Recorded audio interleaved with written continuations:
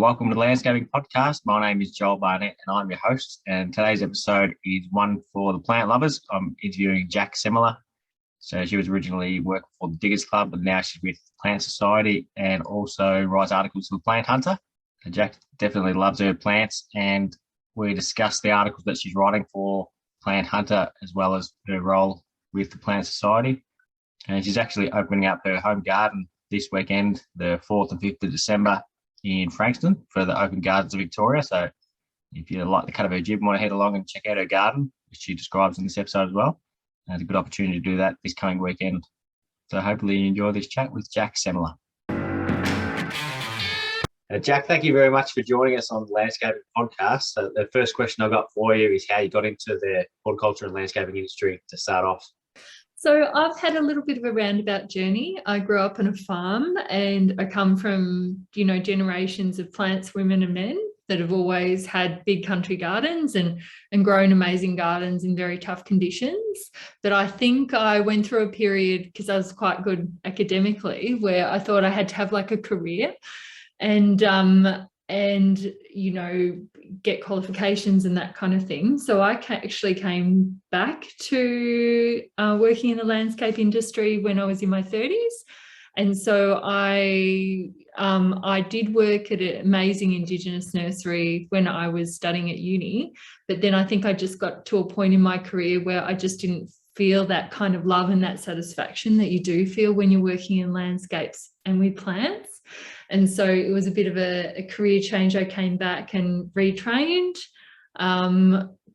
when I was in my early 30s into horticulture, and I really haven't looked back since then. So what did you say you trained? Did you study horticulture? Yeah, I studied horticulture at TAFE in South Australia, and it was a really great foundation for my career from that point going forward, and it really fueled my passion for plants.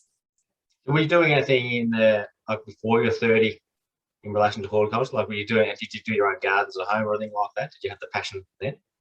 I've always had it. So I've always had that real love for plants and for nature. And so I was actually working in outdoor education. So I was working with young people at risk, and we would be on big journeys with them in the bush. So I think that there was always that connection to nature, and I've always had gardens where I've been. But I think it's just such an amazing industry to work in, and I think you realise the pathways and the opportunities a little bit later in life, or it was for me. But I always had that big love of landscapes, and I feel like my career before I came back to horticulture, I spent a lot of time working in really amazing places across Australia, and I definitely feel like that experience in landscape influences my work now, and the kind of colours and plants that I'm attracted to. So it all kind of rolls into one in the end.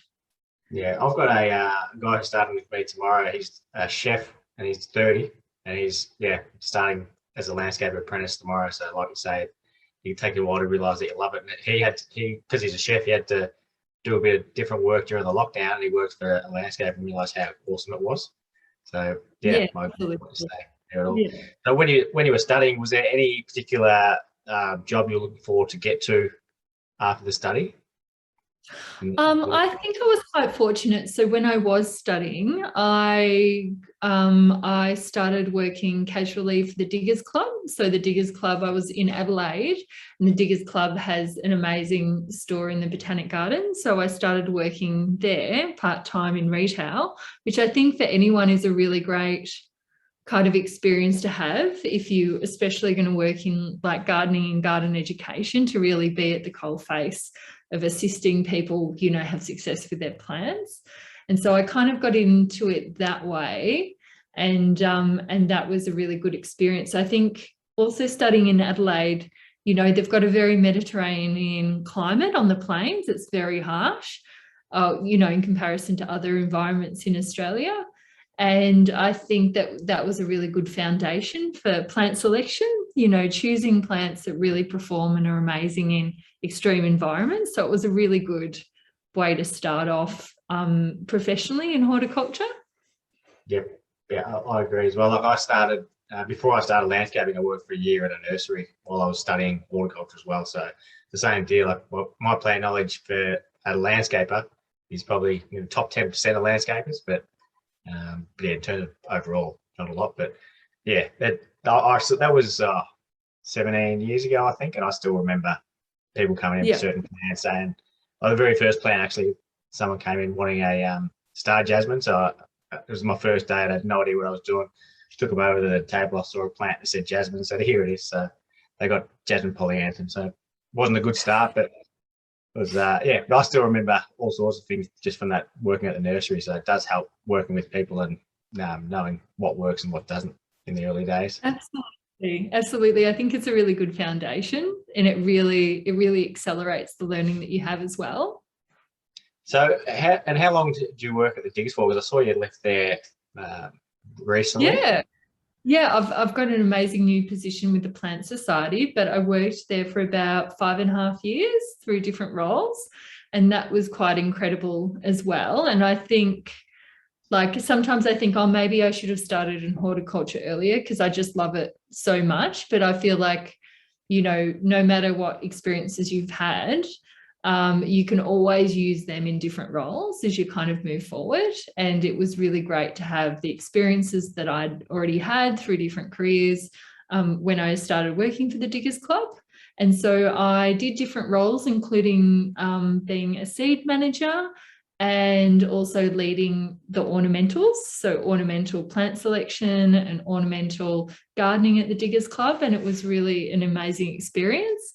And it's a very well-known Australian brand. And so it was really quite a highlight as a young in the industry, horticulturalist, to start working for them. Yeah, even as working, like, I imagine everyone who works there is really passionate about what they're doing. So even like working in that kind of environment is a great start. Yeah, absolutely. And I think that that's probably one of the things that I really treasure when it comes to working in horticulture and in landscapes, is that you meet so many other people that are likewise so passionate about what they do. It's a really heart-driven industry, and it's not easy work, it's hard work. And I think that passion really shines through, and it's one of the glorious things about being involved. So did you deal with customers much? Like, would you deal direct with any customers and they'd end up sending you photos of seeds that they put in that you sold them? Yeah, absolutely. So with different roles, you're often involved, not just, I worked in led the Heronswood nursery for a while. And so you'd have that direct contact with customers, but also, I think our gardeners really tell us how we need to work in the industry as well. So I think any kind of touch point that you have where you're working directly with your clients is incredible experience. And so I did answer plenty of inquiries around seeds and plenty of inquiries around all different kinds of other things. And it was a great honour to represent the Diggers Club at different events and doing different talks and things like that. It was really, I think it's one of the biggest wonderful things about our industry is actually meeting passionate home gardeners or people that really, really value plants and landscapes and really love them. And it's a really wonderful honour and a privilege to kind of be exposed to more of that community. Yeah, I get pretty passionate about seeds as well. Like I've put some in. I trialed them anyway. Like I bought some brachychite and rupestris ones because I thought I'll throw them on and that'll be my superannuation fund when they grow massively. That didn't work out. Yeah. And at the moment, I've got a Dorianthes palmeri that has flowered for the first time. And I remember back in TAFE, the teachers talking about there was one across the road from TAFE, and they'd all fight each other to go and get the seeds from it. I'm gonna research when's the best time to get them out. Yeah. I think it's one of the real wonders and the real magic when it comes to the plant world is growing things from seed, because you need to get all the conditions right for that germination to happen. But it just seems still to me, even being a seed expert these days, it seems to be such a magical process when things actually germinate and you actually grow them into a mature plant And, you know, to be involved in that whole life cycle and then to suddenly be saving seeds from that plant and sharing them with your friends and family again, I don't think it gets any better than that. Like, it's just so wondrous. Yeah. Yeah, it's pretty cool seeing that process, especially, when you get the second generation as well. Yeah. Yeah. So what's the new role you're going to at the Plant Society? Yeah, so I'm head of plants and strategy with the Plant Society. It's a real honour to join Jason Chong and Nathan Smith, who, you know, they're the business owners there, and they do really interesting work. And I think they're really at the forefront when it comes to design with plants in interior spaces. And they're also looking to branch into the outdoors as well. And they've got a really young team of horticulturalists, and it's such a pleasure to kind of be on board to mentor them and also look at plants in a different way, because I think, like, I'm a big plant nerd. I love plants. I've got a very which is not perfect, but it's got quite a big garden with a whole diversity of things in it. And I've always looked at plants and understood plants from their performance, from their growing conditions, you know, how you create ecological communities of plants together. And it is so delightful to be on board with the Plant Society and be looking at plants in a different way, to actually look at them from a design perspective, like looking at textures and colours and forms and how that actually fits into an environment or into the indoors or into the outdoors. And it's really been such a wonderful creative thing to do, to actually look at plants in with a different lens on. It's really pushed me creatively, which has been really great. And lots of fun working in a small business with a really young team and a very passionate team at that. Yeah. Yeah, I've mentioned it a couple of times. There's landscape designers and there's landscape designers and stuff. So anyone can design a garden, but it takes someone with some special talent to know what plant to put where. And it's one of those things when I see it, I think, oh yeah, that's amazing. You can see they've done it, but I just can't come up with it myself, unfortunately. So is that what, like, will you be doing that as well? Any design work? Yeah, absolutely. We'll be looking more at like those kind of combinations of plants and things like that for design. And it's really interesting. Yeah. And absolutely, like, we've got so many really beautiful clients that really value gardening, like really value it and love it, and are so passionate about the gardens that we help create for them. So that's a real, you know, it's really lovely position to be in. I was having a scroll through your Instagram and I saw you were involved, I don't know, it was probably a couple of months ago, in Super Bloom in South Australia. So what was involved in that? So I was very fortunate to be invited to, you know, to be involved with the Nature Festival in South Australia. Like, it's really amazing that those kinds of events are happening not just in South Australia but in Victoria. And Super Bloom's an event that I created together in collaboration with the Nature Festival, and it's literally giving people the basics to create a flower field garden.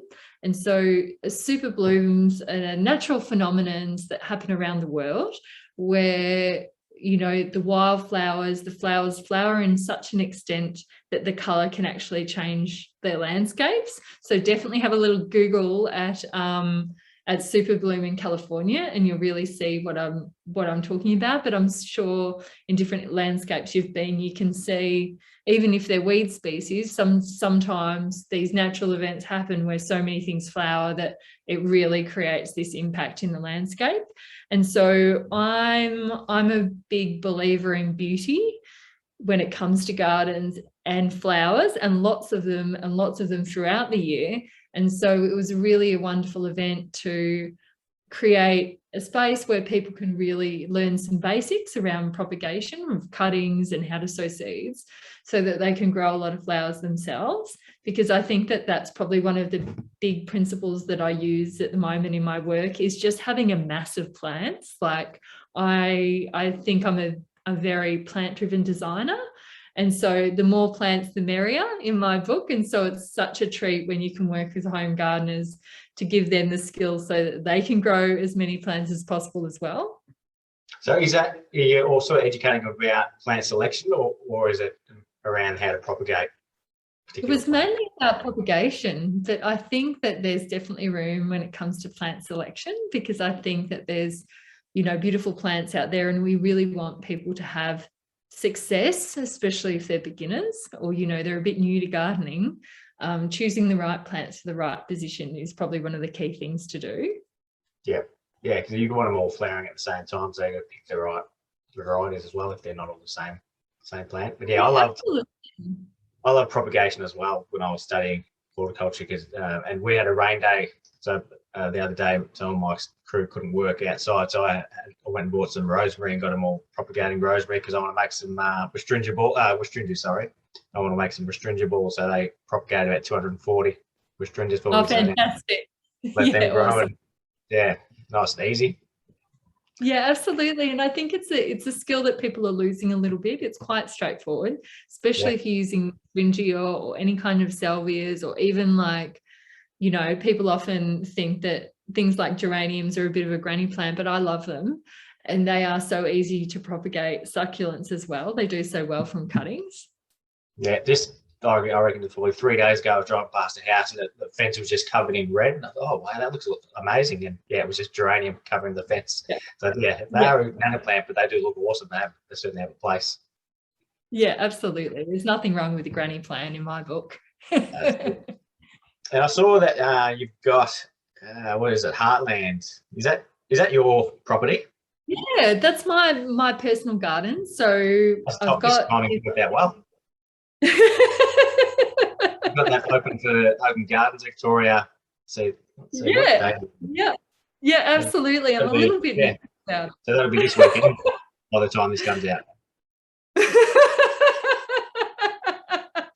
I'm very excited. I think that I love open gardens. I love having a look and seeing what other people are up to and how people express, have that creative expression in their own garden. So I thought I needed to kind of eat my own words and also should be able to open and show my own personal garden. It's a baby garden, so we're on a block which is about 500 square meters, so it's just a suburban block, and it's in Frankston. We've only been here for just over 3 years, but I think it's a good demonstration in plant-driven design. So, we had a little bit of hard landscaping when we first moved in. We were lucky that was already in place, but we've literally just used plants to create an environment here, and in a short amount of time as well. So I think it gives backyard gardeners, beginner gardeners, some ideas of what you can do in suburbia. You don't need these big, expansive estates and a massive budget to have an incredible garden. It really is at your fingertips. Yeah, I think that would be quite popular because, there's plenty of gardens that are around for, 15, 20 years that people are going to go look at for the open gardens. But it's good to see one at the other end of the spectrum, like you say, is only 3 years old. So you can see it at different levels. Yeah, absolutely. And, I'm a busy working woman. You don't need a huge amount of time to have a beautiful space either. So, and, it's not perfect. I was looking outside before and I've got snails everywhere and a little bit of leaf curl here and stuff. But it's, that's how gardens are. They're never, they're always in progress. And I like that about gardens, that they're always evolving, they're always changing, you're always growing with them as well. So I think it's a good demonstration of that. Yeah, cool. And you also got an article there about soil preparation, which I think is one of the underrated things in landscaping. There's not enough thought put into that. So tell me about that. Yeah, absolutely. I so agree with you, Joel. I think that, they often say feed the soil and not your plants. And I think that getting the soil right, if you can get it right, really sets you and the plants up for a lot of success. Plants are so incredible how resilient they can be, but you really want them to thrive and grow. And considering the soil and ensuring that there's plenty of organic matter in the soil is really important. And I think that that's often the case when it comes to pH as well. People can get a bit caught up in pH and how to amend it and how to change it. But if you add organic matter, it will always buffer the plants from any kind of extremes in pH, and it will always set those plants up for success. So organic matter. Peter Cundall was always right about that one. You've also done a couple of articles for the Planthunter. Are you still doing them occasionally? Yeah, absolutely. I'm really, it's a real privilege to be the horticultural expert or resident horticulturalist for that publication. I think it's quite beautiful in how Georgia and that kind of community looks at, Georgina, and the plant community looks at plants. Like, I think it's really interesting. I think that especially as Australians, like, plants and landscapes and gardens aren't just they're not just a hobby, like they're very much part of our identity as Australians and very much in our bones. And I know that I feel that for myself.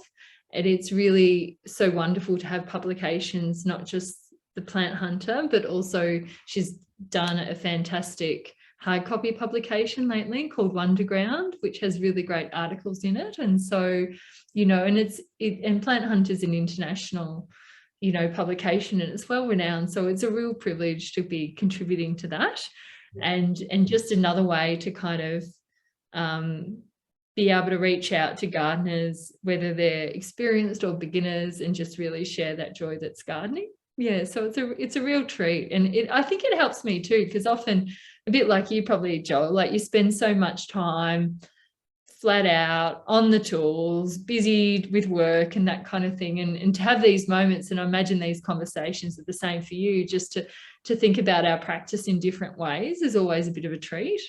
Yeah. Yeah, definitely. It is. It's just good. Like, the reason I started doing these podcasts is I like talking to people about the industry, and I don't just talk to just landscapers like myself. I want to sort of have a bit of range in what I learn about, and the same for the audience. So yeah, there were definitely people learning a lot from this chat. I know. Yeah. And you mentioned Peter Cundall before. Have you ever done any work with Gardening Australia?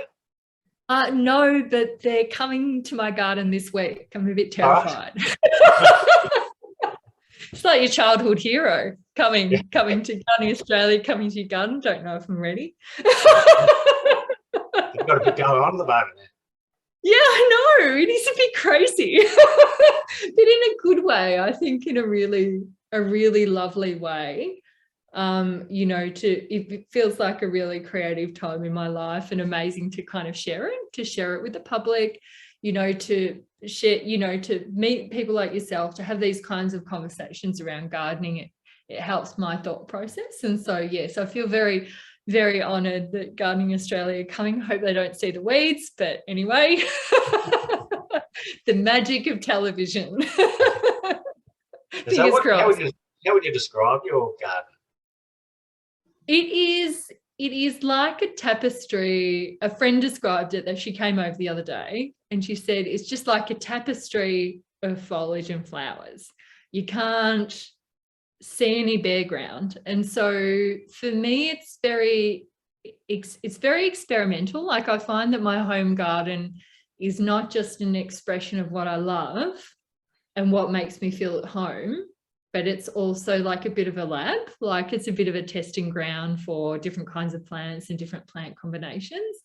And I think that a garden shouldn't be underestimated in terms of people that work in our industry, because it's through gardening and that practice of gardening that you get brilliant ideas, that you understand plants to a greater extent. You really start to understand how plants roll and what you can plant together.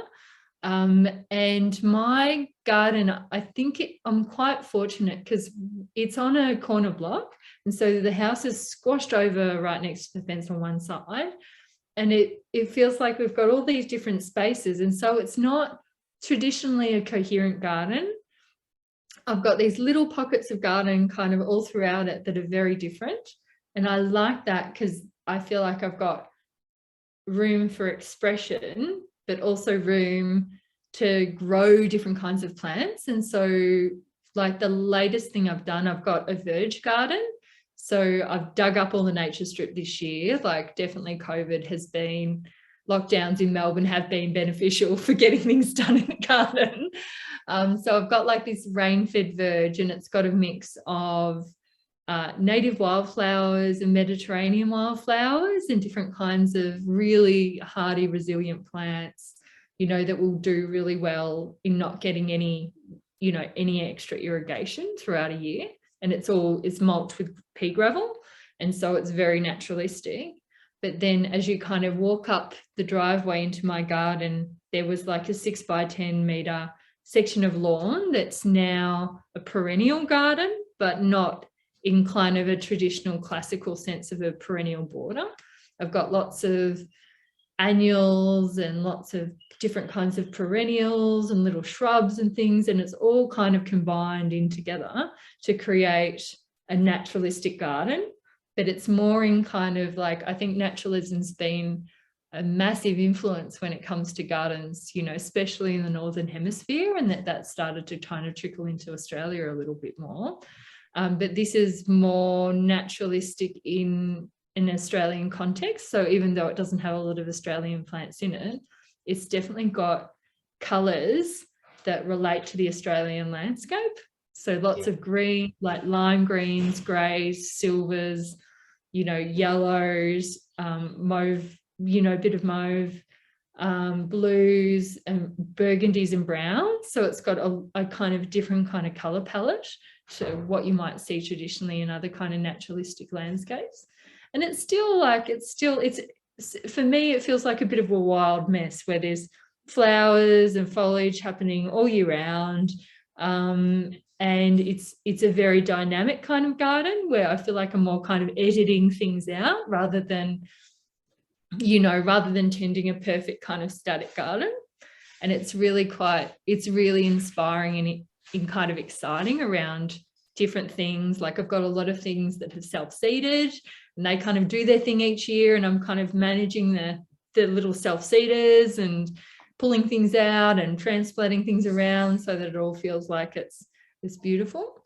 And then as you kind of come up the driveway and you go through my big wild kind of front garden, I've kind of got like a courtyard that's west facing, so it's very hot. And I use, you know, I've got lots of olives that have pleached. They're just babies, but so they're just 3 years old at the moment, and different Mediterranean succulents in pots and things like that. And then out the back, I've jammed in, like I've got like a cut flower garden, a veggie patch, little perennial garden with dual colours in it, and a little chook yard with fruit trees that are probably too big, but what the hell? Why not? So I've literally jammed it all in.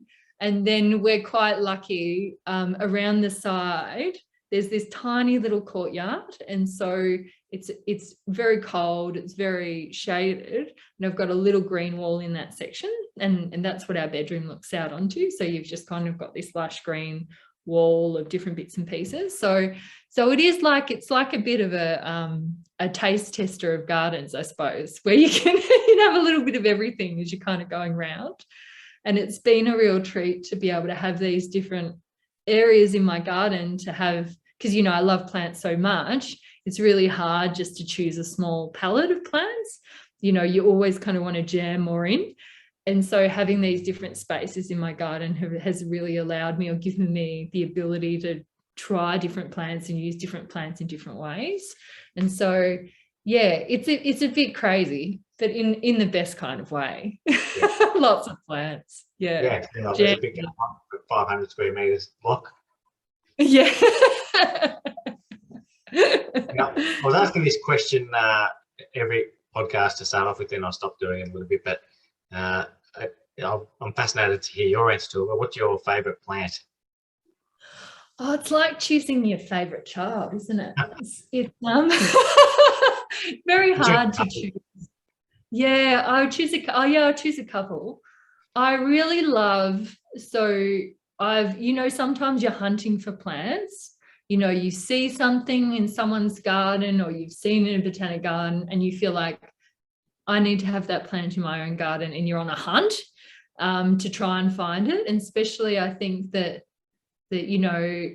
diversity is really changing when it comes to plants in the Australian market, and it's harder and harder to get diversity. And I think, you know, COVID and the kind of supply chain that has probably narrowed diversity rather than increased it. And so, it is a real treat sometimes when you've been searching for a particular plant and you finally find it. But there's this particular kind of gladioli. So I know that most people hearing gladioli will think about Dame Edna with these big flowering stems, but there's actually like this whole range of species gladioli. So what was used to then breed these big hybrids. And so I really love species gladiolis. They're really delicate and they're really small and they're really hardy bulbs. Like there's this whole range of bulbs, because often when we think about bulbs, we think about spring bulbs and daffodils and things like that. But there's this whole range of bulbs like Ixias and Spiraxis and little species gladioli that do so amazingly well in dry summer gardens. They're incredible. And they're really beautiful and they're more delicate as well. And so I've been hunting for this particular gladioli cardinalis, which it's amazing. It's got these, it's got this red flower with these little white lines through it, and it all just hangs beautifully open and it looks amazing. And it's a really resilient plant. And I've been hunting for it for years until, the joys of Instagram. I saw that in going to Broughton Hall in Jindervik, there's this beautiful garden that David Musker has created, that he had them. And so, madly calling him. And he propagated 5 for me.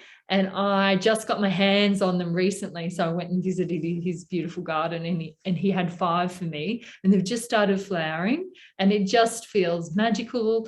I've just got them, where I can see them out from where we eat. And it is so satisfying to have one of those beautiful plants that you've always wanted in your garden. So I do get a little bit plant mad when it comes to certain things that you really kind of are hunting for. So I really love gladioli species at the moment and dry bulbs like that. But then also, like, I'm using in my verge, I'm using this amazing native a bluebell called Wallenbergia stricta, which is indigenous to the Central Goldfields region. And it has the biggest, bluest, brightest flower that there is. And it's really incredible. And it often reminds me that there's this whole range of native grasses and native wildflowers that are really not used to the extent that they should be. Like, I think you often see some of the king hitters, like different kinds of billy buttons and things like that, and different kinds of helichrysums or xerochrysums and things like that.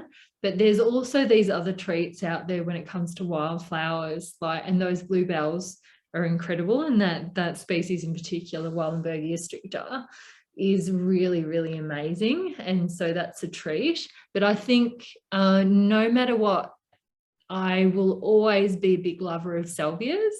So even I really can't, there's the genus is so diverse, they're so hardy, they're long flowering, there's all different kinds of ones, from shrubs to, to herbaceous, like salvia nemorosus and things like that. I really love salvias. Like, I think I always will. I think it's one of those lifelong passions that no matter what, I'll always have some kind of salvia in my garden.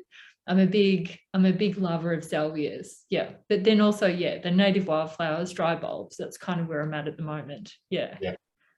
There's some good choices. I was glad I asked that question. That was a good answer.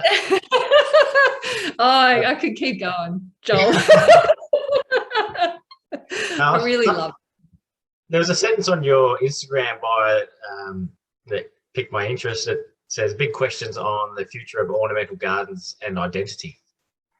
Yeah, I think I feel like when it comes to me, like I'm this farm girl that has lived through Australian landscapes, and I feel like, my cultivation through gardening and my experience with plants has taught me who I am, and and made me have a sense of pride around, you know, the farming family that I came from and these generation of plants women that I came from. And so I feel like I understand myself through gardening or through that practice or being with plants and being in nature. Like I feel that deeper connection to who I am as a person.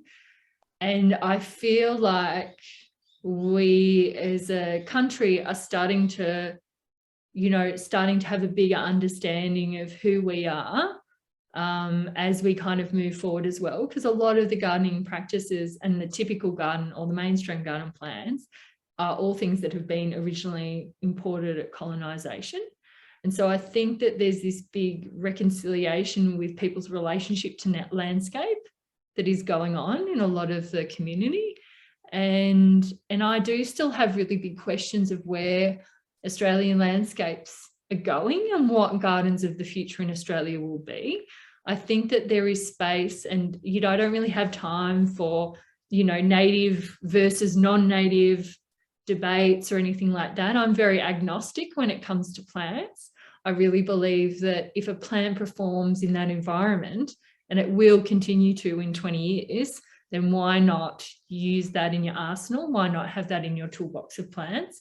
We really need to design landscapes and environments and gardens that are future-proof, because the climate is changing dramatically, and we need to have a suite of plants that are going to be resilient, offer beauty and offer wonder to people in the future, no matter what the climate is doing. And so I really am curious around what that's going to look like what kind of, and we have this amazing Indigenous history. We have huge migration that has come to Australia. Yet